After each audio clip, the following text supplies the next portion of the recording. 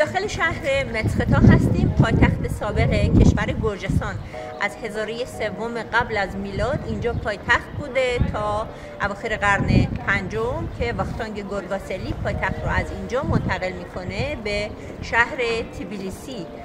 تبیل یعنی گرم و تبلیسی یعنی جای گرم. کلیسایی که الان پشت سر من هست کلیسای سوتیتسخوبلی هست و یا کلیسای ستون زنده که داستانش برمیگرده به خانمی به نام سیدونیا. زمانی که حضرت مسیح مصلوب میشه، برادر ایشون دعوت میشه به مراسم مصلوب شدن حضرت مسیح، دیر میرسن و توی قرعه کشی و یا پخش غنایمی که از حضرت مسیح مونده ایشون بودن و ردای حضرت مسیح به ایشون میرسه.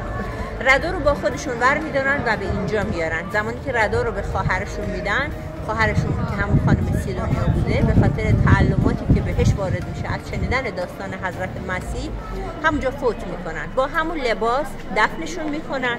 این کلیسای مقدسیه چون معتقدن که لباس حضرت مسیح اینجا دفن شده. کلیسایی که پشت سر من هست همون کلیسای ستون زنده هست.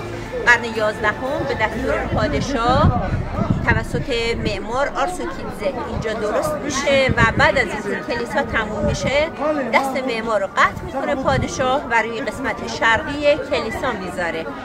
دلیلش هم این بوده که کلیسا حالت قرینه نداره و به اعتقاد پادشاه کار معمار خراب بوده و کار درستی تحویل نداده.